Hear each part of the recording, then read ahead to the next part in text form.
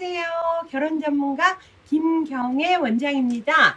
오늘의 싱글 Q&A. 어머님께서 질문하셨는데요. 이런 질문이 의외로 많습니다. 아들 가지신 어머님들께서 37살 공무원 아들입니다. 약사 등 전문직과 결혼이 가능할까요? 이런 질문이에요. 자, 여기에서 우선 제가 먼저 책 한 권을 소개하려고 그래요. 이거는 책 내용은 뭐 심리치료라든가 심리적 안정 이런 건데 책 내용을 설명하려는 게 아니라 책 제목이 굉장히 제가 인상 깊었거든요. 마스노 순모라는 일본 작가고요. 제목이 깃털처럼 가볍게 살아라. 어떻게 하면 마음이 행복하게 평생을 행복하게 지낼까? 요거에 대해서 책 제목이라는 건 요약분 중에 요약분이잖아요. 한 줄로 표현되는. 그래서 이분이 일생을 살면서 성공도 해야 되지만 행복해야 된다. 행복하려면 짐이 많으면 무겁다. 무거우면 행복할 수가 없다. 그러니까 깃털처럼. 깃털이면 어떻죠? 깃털이 있으면 날아갈 수가 있잖아요. 그 정도로 날아갈 수 있는 그런 함께 날아갈 수 있는 그런 행복한 결혼을 하시기를 바라는 마음으로 이 마스노 순모의 책이라기보다 책 제목을 제가 먼저 권유해 드립니다. 여러분, 깃털처럼 가볍게 행복하게 살기 위해서는 어떻게 해야 될까요? 일단 여러분들 보세요. 풍선도 가만히 있으면 하늘로 안 날아가죠. 그 안에 정말 헬륨이라는 공기를 넣었을 때 그게 가볍게 나를 가볍게 하면서 올라가는데 남자분들이 기분이 업되고 남자들의 성향은 인정받고 칭찬받고 그래야 막 자부심이 생기고 직장에서 좀 힘든 일이 있어도 그걸 막 극복하고 이렇게 하면서 한 가정을 꾸려나가죠. 남자를 가리켜서 뭐라 그래요? 우리가 가장이라고 하잖아요. 그러면 이 가장이 세상의 풍파에 어렵고 힘든 일 앞으로 많이 있죠. 인생이라는 게.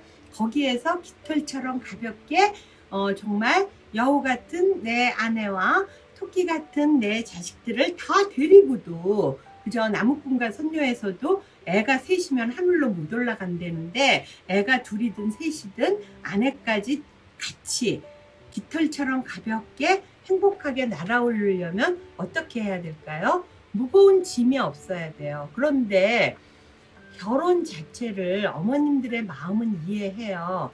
요즘에 참 사는 게 불투명한 시대고 집 한 채 갖기도 정말 힘들다 보니까 대부분 중견기업 다니시는 분들이나 대기업 다니시거나 이렇게 일반 공무원 하시는 분들은 특히 일반 공무원 같은 경우는 직장은 안정적이지만 급여 자체가 많은 건 아니잖아요. 근데 이 어머니하고는 제가 통화까지 했었는데 어머님이 집안도 그냥 평범하시고 화목하시고 좋은 집안이에요.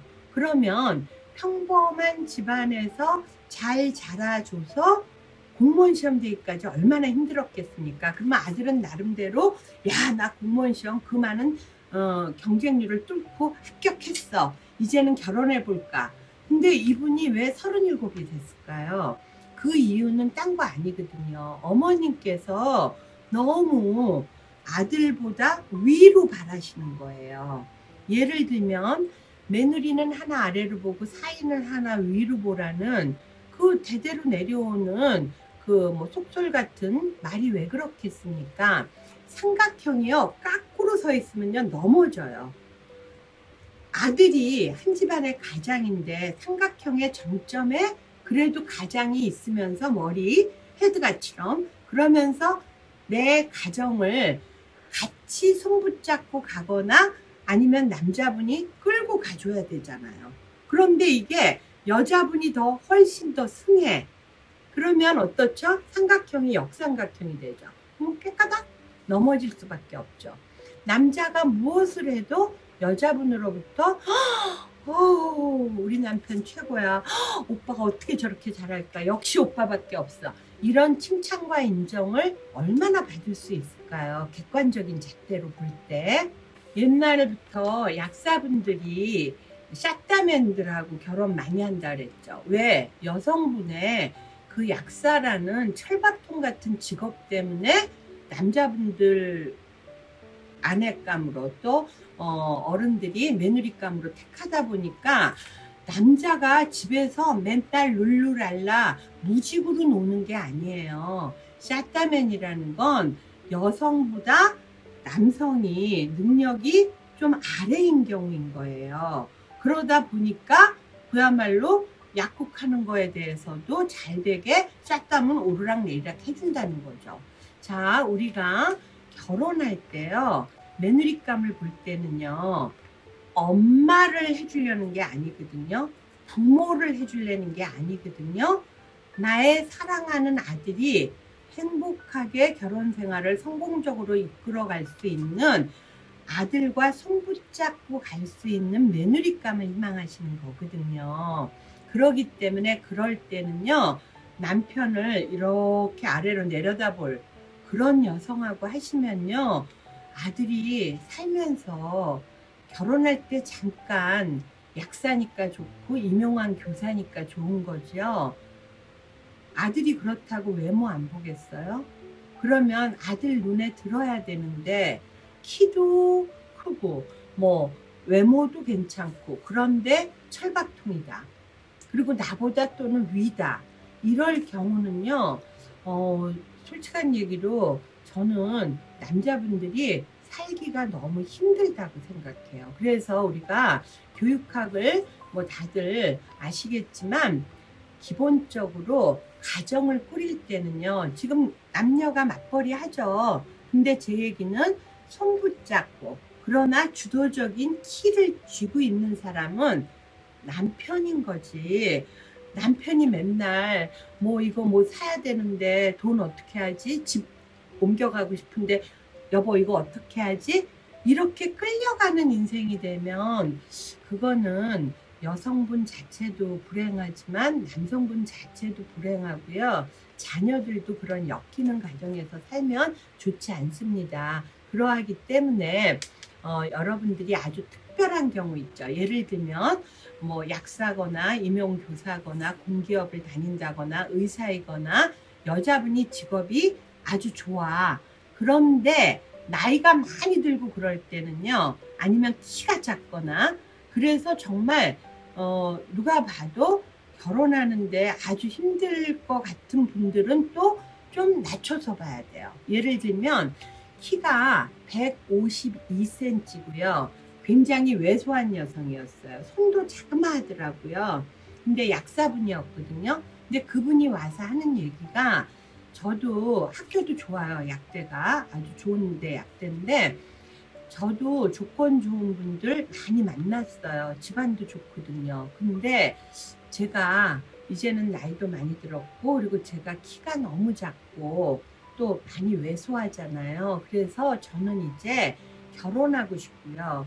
부모님이 원하는 그런 전문직 이런 분들은 정말 그 남자분들이 능력이 빵빵하니까 본인들 눈에 괜찮은 여성을 하려고 그랬기 때문에 부모님이 해주는 사람들 때문에 굉장히 많이 상처받았다는 거예요. 그래서 부모님 모르게 저를 찾아왔다고 여성 약사분이 그런 얘기를 하면서, 저는요, 직장만 그냥 확실하면 돼요.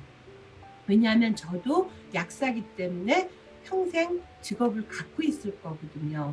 흔히 말하는 샷다맨이라도 상관없어요. 누군가가 기브 앤 테이크인데 저는 제가 가진 착한 성품과 제 직업, 평생 정말 철밥통 같은 저의 직업, 요거를 갖고 오히려 나이 차이 많이 안 나면서 40 전으로 보겠다 그러더라고요. 그러면서 여성분이 그러더라고요. 대기업도 되고, 여성분은 뭐라 그랬냐면 중견기업이나 교사나 일반 공무원도 된다 그랬어요. 그래서 요 여성분은 어떤 분이냐면 7급으로 공무원 돼갖고 5급 된 그런 남성분하고 결혼했는데 아주 잘 살아요.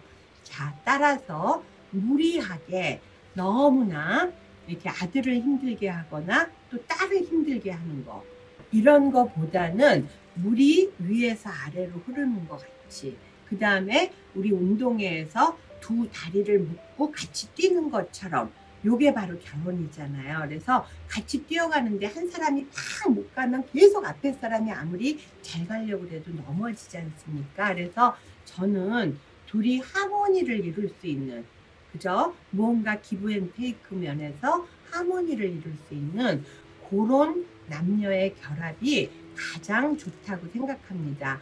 그래서 김경애가 성혼을 많이 시켰지만 아직도 이혼이 없는 비결은요, 이런 경우 무조건 제가 가입받지 않거든요.